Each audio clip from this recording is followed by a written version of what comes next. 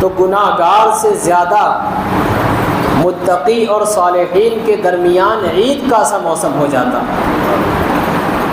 یہ صالحین بندے جو پہلے سے بخشے بخشائے بندے ہیں، جو پہلے سے نیک و کار میں شمار کیے جاتے ہیں، جن کے بارے میں، جن کی عادت و خصلت کے بارے میں بتا دیا گیا کہ ان کا حال یہ ہے کہ بس اللہ اللہ کرنا، ان کو کھانا دیا جائے یا نہ دیا جائے ان کا کام ہے اللہ اللہ کرنا۔ لیکن ان صالحین نیک بندوں کا حال یہ ہے کہ جب وہ ماہ رمضان میں انٹر کرتے تھے، داخلہ لیتے تھے، تو پھر ان کی حالت دیگرگوں ہو جاتی تھی، ان کی حالت بدل جاتی تھی۔ کسی کا حال تو ایسا ہوتا تھا کہ چہرے کا رنگ بدل جاتا تھا، چہرے زرد پڑنے لگتے تھے۔ آخر چہرہ کس لیے زرد پڑتا تھا؟ وہ اس لیے زرد پڑتا تھا کہ ہم اس ماہ مبارک میں انٹر کر چکے ہیں، اللہ کی توفیق سے ماہ رمضان کو پا چکے ہیں، اور رمضان المبارک ایسا مہینہ ہے اس میں بندوں پر رحمت بھی نازل کی جاتی ہے، بندوں کی مغفرت بھی کی جاتی ہے، اور اگر بندے نے اللہ کو راضی کر لیا تو اللہ تبارک و تعالی جہنم سے آزادی بھی لکھ دیتا ہے۔ لیکن بندے کو مغفرت کی طلب ہونی چاہیے۔ ایک بات یہ ہے کہ ایک مریض ہو، اگر وہ مریض ہے تو وہ دوا کی خواہش رکھتا ہو، لیکن جو صحت مند ہو، صحت مند ہونے کے باوجود بھی اگر دوا کی خواہش رکھے تو کیا آپ اسے عقل مند سمجھیں گے؟ دنیا کا کوئی فرد ہو، ایک شخص ہو، کوئی کتنا بھی عقل مند ہو یا کتنا بھی بیوقوف ہو، لیکن آپ دیکھ سکتے ہیں کہ کوئی صحت مند ہونے کے باوجود کسی ڈاکٹر سے کانٹیکٹ نہیں کرتا، کسی طبیب سے رابطہ قائم نہیں کرتا۔ اس لیے نہیں قائم کرتا کہ جب وہ بیمار ہو تو ڈاکٹر سے ملے، جب وہ مریض ہو تو حکیم سے ملے۔ لیکن آپ نے کبھی یہ سنا یا دیکھا کہ ایک مریض آدمی نہ ہونے کے باوجود صحت مند ہے اور پھر اس کے باوجود ڈاکٹر سے جا کے مشورہ کر رہا ہے؟ تو آپ دیکھیں گے، کہیں گے یہ بیوقوف ہے۔ یہ دنیا کا حال ہے۔ کوئی بندہ صحت مند ہونے کے باوجود اگر ڈاکٹر سے مشورہ لے رہا ہے اپنی صحت کے بارے میں تو ہر کوئی کہے گا کہ یہ بیوقوف ہے۔ لیکن صالحین بندے جو پہلے سے بخشے بخشائے ہیں، جب وہ مبارک راتوں کو پاتے تھے اللہ کے حضور گر گڑا کر اپنے مرض کا علاج کر کے اپنی بخشش کے نامہ اعمال پر سند مغفرت ثبت کروانے کے لیے اللہ کے حضور رو رو کر گر گڑا کر اللہ کے حضور یاد کرتے تھے، اللہ کا ذکر کرتے تھے، جب تک کہ ان کا دل اس بات سے مطمئن نہ ہو جائے، یا جب تک کہ ان کی درو، ان کی باطن کی آواز، ان کے باطن کا کام جب تک کہ اللہ کی غیبی آواز کو سن کر اس کو اطمینان نہ پہنچتا، تب تک صالحین بندے کا حال یہ ہوتا کہ وہ اللہ اللہ کرتے، اللہ کی راہ میں اپنے آپ کو پیش کرتے، اپنے سر کو اللہ کے حضور جھکا لیتے تھے۔ نہ صرف ایسے کہ ہم جس طرح جھکاتے ہیں، بلکہ اللہ کے حضور رو رو کر گر گڑا کر حضرت ابراہیم علیہ السلام ہیں، کیا یہ بخشے بخشائے نہیں ہیں؟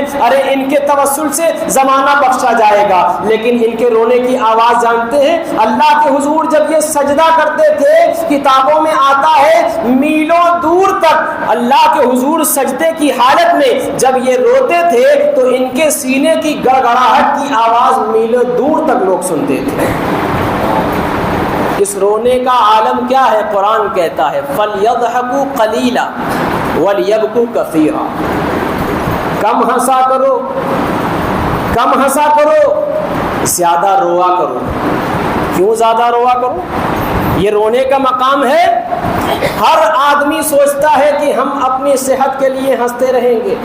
ڈاکٹر حکیم کہتے ہیں اپنے آپ کو زور نہ دیا کرو تاکہ تم غم کے عالم میں اتر جاؤ۔ اپنی صحت بنانا چاہتے ہو تو کھلکھلا کے ہنسا کرو۔ لیکن اللہ کی رحمت کچھ اور طلب کرتی ہے۔ اللہ کی رحمت چاہتی ہے کہ تو اگر مجھے چاہتا ہے تو اللہ کے حضور اللہ کو راضی کرنے کے لیے گر گڑا کے رو۔ اور گر گڑا کے رونے کا فائدہ کیا ہے؟ کوئی باپ اپنے بچے کو اس وقت تک توجہ کی اس منزل پر کھڑا نہیں ہوتا جب تک کہ بچہ روتا نہیں۔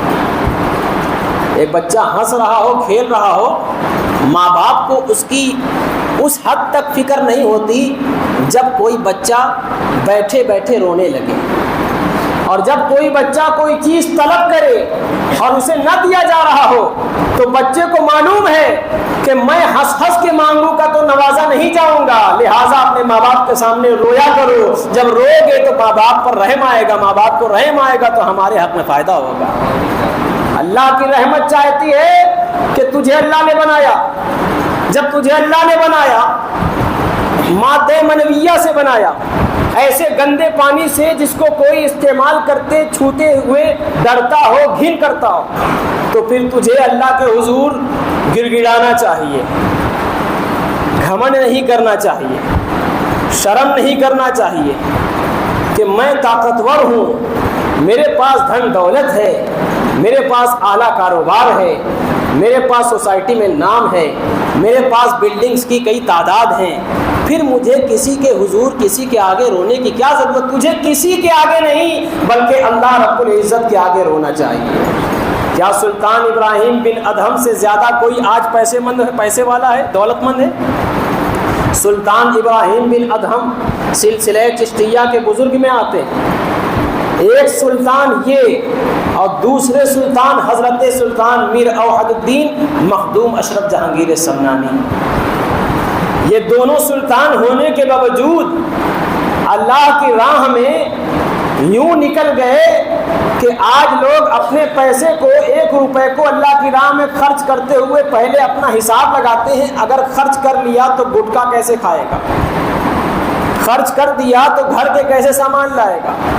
لیکن جب اللہ کو راضی کرنے والے اللہ کے صالحین بندے ہوتے ہیں تو پھر انہیں کسی بات کا ملال نہیں ہوتا، کسی بات کا خوف نہیں ہوتا کہ اگر میں نے اللہ کی راہ میں کچھ خرچ کر دیا تو کل بھوکا رہوں گا یا پیٹ بھرے گا میرا۔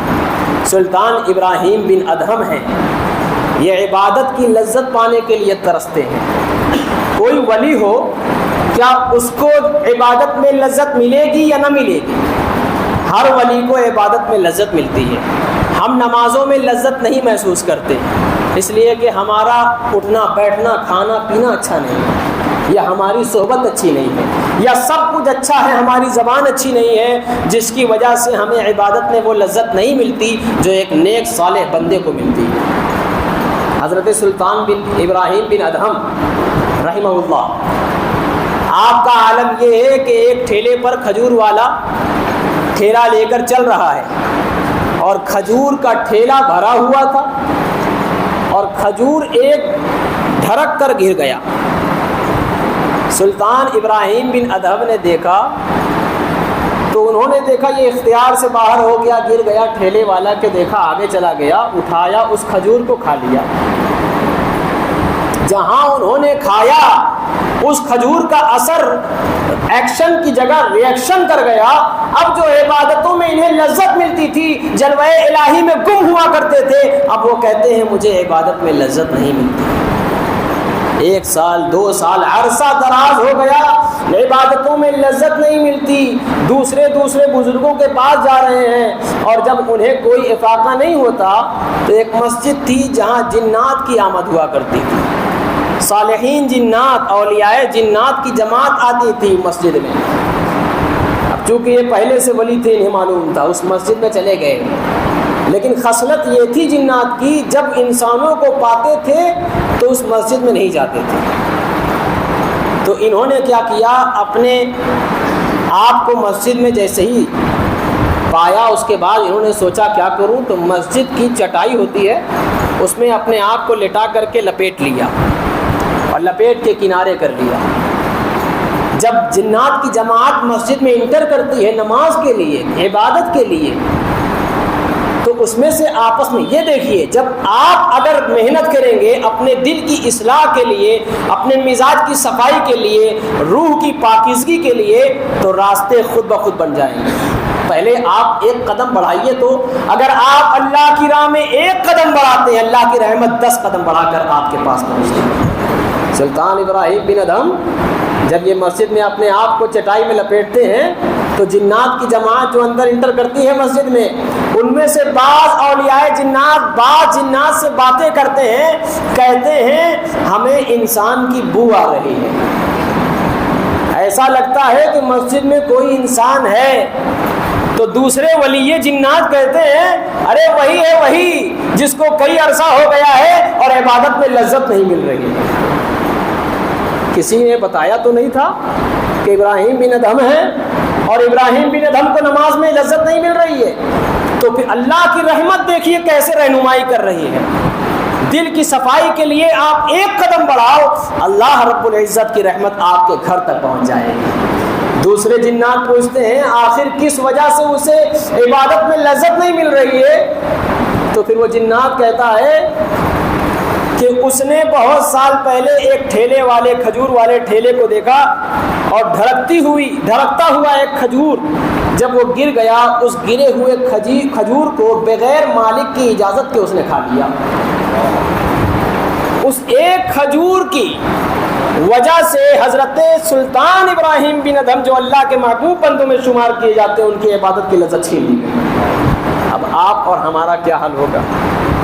ہمارے کھانوں کی غذا کا حال آپ خود ملاحظہ کر سکتے ہیں، کون سا کام حلال ہے کون سا کام حرام ہے، ہماری بولی کیسی ہے، ہمارا آمد دخل کیسا ہے، ہمیں اس سے کوئی مطلب نہیں، پیسہ آنا چاہیے۔ جب ہمارا کھانے میں اس طرح کی غلاظت پائی جاتی ہے تو پھر ہمارا دل گندا ہوگا، اور جب دل گندا ہوگا تو آیت مبینات اثر نہیں کرتی، صوفیہ کی باتیں دل تک پہنچتی نہیں، ٹکرا جاتی ہیں، اس لیے کانوں تک رہ جاتی ہے، حلق کے نیچے اترتی نہیں ہے۔ جب دل کی اصلاح کے لیے اللہ کی محفلوں کو سجایا جائے گا، یاد الہی کی محفل کو سجایا جائے گا، اللہ کے حضور اپنے دل کی صفائی طلب کی جائے گی، پھر چھوٹی بات چھوٹا بچہ بھی کہہ دے اگر وہ دل پر اثر کرنے والی ہوتی ہے تو خود بخود تیر کی طرح چل جاتی ہے۔ سلطان ابراہیم بن ادہم رونے لگے اور پلٹ کر اسے تلاشنے لگے۔ وہ کھجور والا ایک زمانے بعد ملا اور ہاتھ جوڑ کر اس سے اپنے اس کھائے ہوئے کھجور کی بخشش چاہی اور کہا ہبا کر دو، ورنہ میرے ساتھ بڑا برا معاملہ ہوا ہے، میرے ساتھ یہ ہے کہ میں عبادت میں لذت نہیں پاتا ہوں، رہنمائی کی گئی ہے، تمہارے پاس آیا ہوں، معاف کر دو تاکہ میرا خون حلال ہو جائے، میرے اندر جو تاریکی چھائی ہوئی ہے وہ تاریکی پھر سے پرنور ہو جائے، پھر سے میرا باطن چمکدار ہو جائے، پھر سے میرا دل روشن و مجلہ ہو جائے، پھر سے میں اللہ کے حضور جب سجدہ کروں تو اللہ کے جلووں کا دیدار کروں۔ جیسے ہی اس نے سلطان ابراہیم بن ادہم کو اس کھجور کے عوض میں جیسے ہی بخشا ہے کہ ہاں جا تجھے کھجور دیا، وہ تیرے حق میں حلال ہو گئی، اب وہی سلطان ابراہیم بن ادہم اب وہ اللہ کے حضور جاتے ہیں تو اللہ کے جلووں کا دیدار کرو۔ اگر ہم اور آپ چاہیں کہ اللہ کے حضور آئیں تو عام دنوں میں ہر کوئی اپنی بیویوں کے لیے، اپنے گھر میں ماں باپ کے لیے، اپنی بہنوں کے لیے، رشتہ داروں کے لیے وقت دیتا ہے، تو ہر کوئی یہی کہے گا کاروبار بہت ٹھپ پڑا ہے، ہر طرف مارکیٹ میں مندہ ہے، کاروبار میں وہ بات نہیں ہے، اس لیے ہم کوشش کرتے ہیں کہ بجائے 6 گھنٹہ کے 10 گھنٹہ کام کیا جائے، اس لیے ہمیں وقت نہیں ملتا کہ ہم کبھی ایک تسبیح اللہ کے حضور پڑھا جائے اور اللہ کا تصور کر کے کہ میں اللہ کے سامنے کھڑا ہو کر پڑھ رہا ہوں، بیٹھ کر پڑھ رہا ہوں۔ تو مبارک ہو ان سب بندوں کو جو اپنی آزمائش میں مبتلا ہیں، کوئی غریبی مفلسی کا شکار ہے اور وہ اسے موقع نہیں ملتا مزدوری کرتے ہوئے، تو اللہ نے ان مبارک راتوں کو بنا دیا۔ دوسرے لوگ جب تک 1000 رکعت بنی اسرائیل کی قوم میں نماز نہیں پڑھتے تھے، جب تک کہ وہ 1000 رکعت نہ پڑھیں تب تک انہیں عابد نہیں کہا جاتا تھا، عبادت گزار نہیں کہا جاتا تھا۔ لیکن قربان جاؤ روحی فدا محمد رسول اللہ صلی اللہ علیہ وسلم کی نسبت مقدسہ پر کہ حضور کی نسبت کا عالم یہ ہے کہ ہم نے جب امت محمدی ہونے کا شرف پایا تو حال ہی بدل گیا۔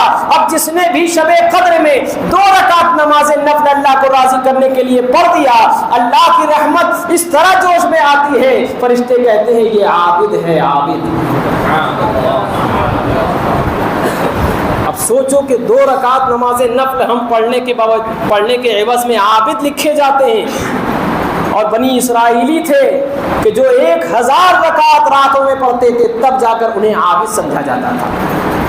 کتنے شرف والے ہیں یہ لوگ، کتنے شرف والے ہیں مقدس راتوں میں آنے والے لوگ، جنہوں نے 2 رکعت نماز نفل ادا کی تو پھر اللہ تبارک و تعالیٰ کے فرشتے کہتے ہیں یہ عابد ہیں، ہم ان کے نامۂ اعمال میں عبادت گزارنے والا لکھتے ہیں، شب زندہ دار لکھتے ہیں، اور شب زندہ داری ہم 2 رکعت میں پا لیتے ہیں، جبکہ ہمارے ہی صوفیاء ان کے لیے بھی یہی حکم ہے کہ وہ 2 رکعت پڑھ لے، تب بھی شب زندہ دار، تب بھی وہ شب بیدار، تب بھی وہ عبادت گزار، لیکن پوری رات کھڑے ہو کر اللہ کے حضور سجدہ کر رہے ہیں، اس لیے کہ میں بخشا جاؤں یہ کمال نہیں ہے، میرے ملنے جلنے والے بخشے جائیں تو اللہ کی رحمت میں کیا کمی آ جائے گی۔ اس لیے اس سلسلے کو بڑھایا گیا اور شب قدر کی محفل کو سجایا گیا۔ قابل مبارکباد ہیں آپ بھی جو اس مبارک محفل میں جمع ہو گئے۔ شب قدر کی محفل اسی لیے پوشیدہ رکھ دی گئی کہ 5 راتوں میں کسی نہ کسی شب کو ہم لوگ شب قدر پا لیں گے۔ حضور اکرم سید عالم صلی اللہ علیہ وسلم کی رحمت ہمارے سروں پر اس طرح سایہ فگن ہے کہ ہم ان راتوں میں اللہ کے حضور اگر اللہ کو راضی کر لیں تو پھر پورا سال ہمارا عبادت میں شمار ہو رہا ہے، پورا سال ہم رحمتوں کے حصار میں ہیں، پھر بیماری اور پریشانی مصائب ہمارے گھروں تک نہیں پہنچتی۔ کیوں؟ اس لیے کہ جو اللہ کا ہو گیا، کوئی بہت بڑے عہدیدار کا ہو جاتا ہے تو بڑے بڑے طاقتور پہلوان، مرد جری یا دشمن اس کے گھر تک نہیں پہنچتے کہ ارے اس کے قریب مت جانا، وہ فلاں کا ساتھی ہے۔ ولیوں کا یہی حال ہے کہ شیطان ان سے ایسے بھاگتے ہیں جیسے کوئی شیر کو دیکھ کر کوئی بندہ بھاگتا ہے، شیطان ایسے بھاگتے ہیں کہ ارے ان کے قریب کیا جانا، یہ تو اللہ کے بڑے محبوب بندے ہیں، اگر ان کے قریب جائیں گے تو ہمارا حال برا ہو جائے گا۔ یہاں ہم شیطان سے بھاگتے ہیں۔ ہمیں چاہیے کہ ہم بھی ولیوں کے نقش قدم پر چلیں۔ جن ولیوں کے مزار پر آپ چادر چڑھا رہے ہیں وہ چادر چڑھانے لائق ایسے نہیں ہوئے، پھول حاضر کرنے والے ایسے نہیں ہوئے ہیں، ان کے یہاں آپ وقت دینے والے ایسے نہیں ہوئے ہیں، بلکہ انہوں نے وہ مجاہدہ کیا ہے دل کے ساتھ کہ انہوں نے کبھی دنیا پرستی کی وجہ سے کمپرومائز نہیں کیا۔ ان مبارک محافلوں کو اسی لیے سجایا کیجیے۔ ضروری نہیں ہے کہ شب قدر ہی میں آپ بیٹھیں، جب چاہیں، جب موقع ملے، جہاں موقع ملے، ایک گھر کے کونا کو پکڑ لیجیے، ایک تسبیح اللہ اللہ کی کر لیجیے، اور پھر دیکھیے پھر آپ کی زبانوں کا لطف، پھر دیکھیے آپ اپنے دل کا حال، پھر آپ اپنی آنکھوں کو دیکھیے۔ آئینہ میں آپ دیکھیں گے لیکن حقیقت میں آپ کی آنکھوں کو آئینہ دیکھ رہا ہوگا۔ اگر چاہتے ہیں کہ آئینہ بھی آپ کو دیکھے تو اپنے دل کو آئینہ بناؤ۔ اگر چاہتے ہیں کہ اللہ کی رحمت آپ کو ارد گرد میں حفوہ بنائے، گھیرے رہے، تو پھر اللہ کے حضور سجدہ کرو۔ اور شب قدر نوافل کے لیے ہے، یہ تو باتیں صحیح ہیں، لیکن ان کے لیے نوافل کی شب قدر ہے جن کی نماز قضا نہیں ہوئی۔ شب قدر میں جب یہاں آنے والی شب قدر میں پرسوں، تو ہر بندہ آئے، کم سے کم اپنی زندگی کی ایک وقت کی نماز قضا ضرور پڑھے، چاہے گھر سے پڑھ کے آئے، چاہے یہاں آ کر اپنا ایک جگہ تھام لے اور اسی جگہ کھڑا ہو کر جو قضا نمازیں ہوئی ہیں کم سے کم جتنا ہو سکے آپ پڑھیں۔ ہو سکے تو ایک دن کی نماز جو قضا ہوئی ہے وہ پڑھیں، اور ہو سکے تو وقت کی اگر قلت ہو تو 2-4 وقتوں کی نماز پڑھ لیا کریں۔ اگر آپ یہ کر لیتے ہیں تو پھر میں سمجھتا ہوں کہ میرا کہنا بولنا کامیاب ہو گیا۔ اور اس محفل کا جو مقصد تھا وہ یہی تھا کہ لوگوں کو اکٹھا کر کے فرداً طور سے یہ بتا دیا جائے کہ اگر نمازیں قضا ہیں تو ہر فرد اپنی نمازیں جو قضا ہوئی ہے اس کا ذمہ دار ہے۔ وہ چاہے تو یہاں آنے سے پہلے فرض قضا ادا کر لیں، اور چاہے تو یہاں آ کر چوری چھپے پہلے سے آ کر پڑھ لیں، کیونکہ قضا نمازیں دکھا کر پڑھنے کا نہیں ہے، چھپا کے پڑھنی چاہیے۔ اس کو کسی پر گواہ نہیں بننا چاہیے۔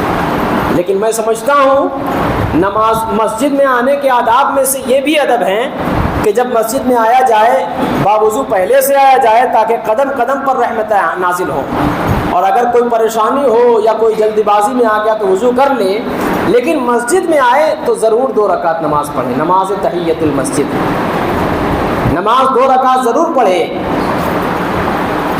لیکن یہ بھی ان کے لیے ہے جن کی نمازیں قضا نہیں ہوئی ہیں، نماز تحیۃ المسجد وہ بھی ان کے لیے ہے جن کی نمازیں قضا نہیں ہوئی ہیں۔ اب جن کی نمازیں قضا ہوئی ہیں وہ آئے مسجد میں اور وہ نمازیں پڑھیں جو ان کے کھاتے میں ابھی باقی ہے۔ نہ ہمیں پتہ لگے گی کہ یہ کون نماز پڑھ رہا ہے، نہ آپ کو پتہ لگے گا کہ میں کون نماز پڑھ رہا ہوں۔ اس طرح سے کوئی کسی کا گواہ بھی نہیں ہوگا، کیونکہ مجھے بھی نہیں معلوم کہ آپ کی نمازیں قضا ہوئی ہیں یا نہیں ہوئی ہیں، اور آپ کو بھی نہیں معلوم کہ میری نمازیں قضا ہوئی ہیں یا نہیں ہوئی ہیں۔ ہر فرد اپنے اعمال کا ذمہ دار ہے۔ ہر فرد کو چاہیے کہ نمازیں جو نوافل ہیں، چاہے 5 وقتہ میں جو درمیان میں ظہر میں جو نفلیں ہیں، جو مغرب میں نوافل ہیں، جو عشاء میں نوافل ہیں، اس سے پہلے ہو سکے آپ تو قضا نمازیں پڑھیں، قضا نمازیں پڑھیں۔ فرائض کی پوچھ زیادہ ہوگی تو فرائض پڑھیں آپ جو قضا باقی ہے۔ تحیۃ المسجد کی جگہ قضا، نوافل کی جگہ قضا، تحیۃ الوضو کی جگہ قضا، جتنی ہو سکے آپ جہاں موقع ملے قضا نمازیں پڑھیں۔ جس دن آپ کے کھاتے سے قضا ہو جائے گی، جب قضا ہو جائے گی تو پھر رحمت آپ کے گھر پر ادا ہو جائے گی۔ اگر قضا کو قضا کرنا چاہتے ہیں، قضا کی قضا کرنا چاہتے ہیں تو پھر تیار ہو جائیں۔ رحمتوں کا گھیرا چاہتے ہیں تو اللہ کی رحمت کو یاد کریں اور قضا نمازوں کو بھرنے کی تیاری کریں۔ ہر فرد چاہے بچہ ہو، جنہوں نے ابھی ایام بلوغ یعنی جب ان کے اوپر نماز فرض ہوئی ہے وہ چھوٹ گئی تو اپنے بڑوں سے اور بڑا اپنے چھوٹوں کو سکھائے بتائے کس طرح سے پڑھنی چاہیے۔ جب یہ نکل جائے گی تو پھر دیکھیے کتنا لطف آتا ہے۔ اصل میں ہمارے یہاں اتنا زیادہ چلا دیا گیا ہے، شب قدر کی 200 رکعت نوافل، شب برات کی 1000 رکعت نوافل، اس کی وجہ سے ساری توجہ انہی نوافل پر مرکوز ہو گئی ہے۔ اس لیے ہماری یہ ذمہ داری بنتی ہے کہ ہم ہر فرد کو یہ بتائیں کہ نوافل نہیں، قضا کو پہلے ادا کیا جائے۔ جب قضا کریں گے تب قضا کو ادا کریں گے تب ہوگی بات کہ آپ مجھ سے 1000 روپے لے لیں، 1000 روپے، اور بولے کہ انشاءاللہ میں آپ کو 15 دن میں دے دوں گا یا 1 مہینے میں دے دوں گا، اور پھر ان درمیان میں اپنے بچوں سے یا خود آ کر کبھی مجھے تحفہ بطور 1 کلو سیب دے رہے ہیں، کبھی تحفہ بطور آپ نے مجھے کوئی انگوٹھی دے دی، کبھی تحفہ بطور آپ نے مجھے قلم دے دیا، تحفہ بطور آپ نے کبھی مجھے کتاب دے دی، تو یہ آپ پر لازم نہیں ہے، بلکہ لازم یہ ہے کہ پہلے آپ قضا جو ہمارا قرضہ لیا ہے وہ ادا کیجئے، اس لیے کہ آپ جو مجھے دے رہے ہیں وہ تحفہ ہے، وہ 50,000 دے دیں اس کی جگہ پہ وہ قرضہ ادا نہیں ہوگا۔ اسی طرح سے اگر کوئی قضا باقی ہے اور نوافل پر نوافل ادا کر رہا ہے اور کہہ رہا ہے اللہ سے بخشنے کی بات کر رہا ہوں، اے اللہ مغفرت چاہتا ہوں تجھ سے، میری جو نمازیں قضا ہو گئی ہیں معاف کر دے، یہ بیوقوفی ہے۔ جس طرح سے آپ 1000 دے کر کے آدمی سے 1000 چاہتے ہیں اور بیچ میں دیا جانے والا تحفے کو قرض کی ادائیگی نہیں سمجھتے ہیں، تو پھر آپ یہ کیسے توجہ کرتے ہیں، آپ یہ کیسے فیصلہ کرتے ہیں کہ میں اللہ کے حضور نوافل ادا کروں اور جو قضا رہے گئی اسے چھوڑ دوں اور اللہ تبارک و تعالیٰ قیامت میں اس کا حساب نہیں لے گا؟ نہیں۔ جس طرح قرضہ ادا کرنے کی بات ہوتی ہے نا، قرضہ کے درمیان میں تحفہ دینے سے قرضہ ادا نہیں ہوگا، اسی طرح سے قضا نمازوں کو بھرنے کے لیے قضا پڑھنی پڑے گی، تب جا کر آپ کے نامہ اعمال سے وہ جو تاریکی نقطہ ہے وہ بدل کر نور نقطہ بنا دیا جائے۔ نقطہ نور چاہتے ہو تو نامہ اعمال کو چمکدار بنانا چاہتے ہو تو نامہ اعمال میں سے قضا نمازوں کو، گناہوں کو، بدعمالیوں کو، بری باتوں کو، فحش گوئیوں کو، گناہوں کی باتوں کو اور گناہ کے کیے ہوئے اعمال کو اللہ کے آگے حضور رو رو کر ربڑ بناؤ اور اس نامہ اعمال پر گھسو تاکہ وہ گناہ مٹ جائے. جب گناہ مٹ جائے گا اسی نامہ اعمال پر ایک کی جگہ اس مبارک رات میں اللہ کے فرشتے 70 فرائض کی جگہ آپ کو نوافل پڑھنے کے 70 گنا فرائض کے ثواب لکھ دیں گے. اگر نوافل پڑھنا چاہتے ہو تو پھر ضروری یہ ہے کہ پہلے قضا پھر نوافل، پہلے قضا پھر نوافل. اس طرح سے اللہ کے حضور اپنی بخشش کے لیے اپنی نمازوں کو، اپنی نیک باتوں کو، اپنے نیک اعمال کو اور اللہ والوں کے وسیلوں کو اللہ کے حضور پیش کرو اور کہو اے اللہ ہم اپنی نماز قضا جو ہو چکی ہے ان کو ادا کرنا چاہتے ہیں. تو ہمیں طاقت دے، تو ہمیں صحت دے، تو ہمیں اتنی عمر دے کہ جب تک ہم اپنی نمازیں جو قضا ہوئی ہیں ادا نہ کر لیں تب تک تو ہمیں موت نہ دے. یہ دعا مانگنا چاہیے. اس طرح کی جب دعا ہوتی ہے اللہ کی رحمت جوش میں آتی ہے. میرا بندہ میرے آگے سجدہ کرنے کے لیے مجھ سے عمر میں اضافہ چاہتا ہے، اے فرشتوں اس کو اپنے گھیرے میں لے لو کہ میں چاہتا ہوں کہ اسے رحمت سے نواز دیا جائے. جب کوئی بندہ یہ نیت کرے کہ میں جب تک زندہ رہوں گا، جب تک کہ میری قضا نمازیں ہیں اس کو ادا کرتا رہوں گا اور اس طرح سے وہ نمازیں اپنی ادا کرنا شروع کر دے، 1 سال کی نماز باقی ہو اور 10 دن بعد مر جائے، اللہ کی رحمت سے کامل یقین ہے کہ اللہ تبارک و تعالیٰ پچھلی تمام قضا چھوٹی ہوئی نمازوں کو بخش دے گا. اسی طرح قرآن پڑھنے کے احکام ہیں. جس نے قرآن صحیح طریقے سے پڑھا اس کے تو بات الگ ہے، لیکن جس کو قرآن پڑھنا نہیں آتا، پرانے طور سے پڑھ رہا ہے، پرانے طریقے سے پڑھ رہا ہے، تو وہ سوچتا ہے کہ میں پڑھوں اور اللہ پاک معاف کرتے ہوئے قبول کر لے. تو میں سمجھتا ہوں کہ ایسی بات جو نادانی میں گنی جائے، شمار کی جائے، نہیں کرنی چاہیے. ہر پروڈکٹ کو تیار کرنے والا یہ سوچتا ہے کہ اچھے سے اچھے طریقے سے پروڈکٹ تیار کیا جائے. کپڑے والے کپڑے کو اتنا صاف ستھرا بناتے ہیں کہ ہر طرح کے داغ دھبے سے دور رکھتے ہیں. وہ جانتا ہے کہ میں 5 میٹر کا تھان بن رہا ہوں، لیکن وہ جانتا ہے کہ 5 میٹر کے سفیدی کو دیکھ کر آدمی نہیں بلکہ ایک دھبا دیکھ کر آدمی انکار کر دے گا، میں نہیں لوں گا. جب اس طرح سے دنیا کا عالم ہے تو پھر آپ نمازوں میں کوتاہی کیوں کرنا چاہتے ہیں؟ یہ کیوں سوچتے ہیں کہ میں ادھورے وضو سے نماز پڑھ لیتا ہوں، اللہ قبول کر لے، اللہ سے دعا کر لے قبول ہو جائے؟ تو قرآن کو پڑھنے کی کوشش کیجئے کہ جیسے حافظ صاحب، قاری صاحب پڑھتے ہیں، میں انشاءاللہ ویسے پڑھوں گا، سیکھوں گا. اب عالم یہ ہے کہ فقہا فرماتے ہیں جس نے قرآن صحیح مخارج کے ساتھ سیکھتے ہوئے نماز پڑھی تو اس کی نماز اللہ تبارک و تعالیٰ قبول فرماتا ہے. اب وہ اگر پڑھتے ہوئے غلط بھی پڑھ دے، جان بوجھ کے نہیں، اس کے منہ سے غلط نکل بھی جائے تب بھی صحیح شمار کیا جاتا ہے. لیکن جس نے جانا کہ میں غلط پڑھ رہا ہوں اس کے باوجود پڑھتا چلا جا رہا ہے تو پھر اس کا حال یہ ہے کہ وہ پڑھ ہی رہا ہے بس. کھوکھلی باتیں جس طرح آپ پسند نہیں کرتے اسی طرح سے آپ جو ہے عبادتوں میں پختگی لائیے. مولائے کائنات کرم اللہ وجہ الکریم کی نمازوں کے بارے میں سنا ہے آپ نے؟ آج کی شب انہی کے نام. کیا شب پائی ہے؟ پہلی شب قدر مولا علی کے نام. مولائے کائنات کرم اللہ وجہ الکریم کی عبادت کیسی عبادت؟ کوئی نماز چھوٹ نہیں رہی ہے، اور اگر نماز طاعت رسول میں چھوٹ بھی رہی ہے تو اللہ کے محبوب صلی اللہ علیہ وسلم کو یہ گوارا نہیں ہوتا ڈوبے ہوئے سورج کو علی کی نماز کے لیے پھرا کر دکھاتے ہیں، دیکھو اگر تم نمازوں کی پابندی کرو گے تو سورج تمہارا غلام ہو جائے گا. نمازوں کی پابندی کرو، ٹرین رک جائے گی. سنا ہے آپ نے؟ اگر آپ نمازوں کے لیے ٹرین پر بیٹھ جائیں اور اتر جائیں، سوچے کہ وقت ہو گیا ہے میں نماز پڑھ لوں، ٹرین رکی رہ جائے گی. ٹرین چلی جاتی ہے، لیکن اگر آپ اللہ کو راضی کر لیتے ہیں اور نماز کی حقیقی معنوں میں پابندی کرتے ہیں جس طرح دکھا کر نماز پڑھتے ہیں اسی طرح چھپ کر بھی نماز پڑھتے ہیں، جس طرح محلے میں نماز پڑھتے ہیں اسی طرح سفر میں بھی پڑھتے ہیں، جس طرح آپ شادیوں میں پڑھتے ہیں اسی طرح غمی میں پڑھتے ہیں، جس طرح خوشی میں اسی طرح غمی میں، ہر طرح کے مسائل میں، ہر طرح کے معاملات میں، ہر طرح کے مصائب میں اگر آپ نمازوں کی پابندی کرتے ہیں تو پھر اللہ تبارک و تعالیٰ یہ انعام دیتا ہے کہ نماز کا وقت ہو جائے تو جہاں رہے نماز پڑھ، میں دیکھ دنیا کو روک کر دکھاتا ہوں۔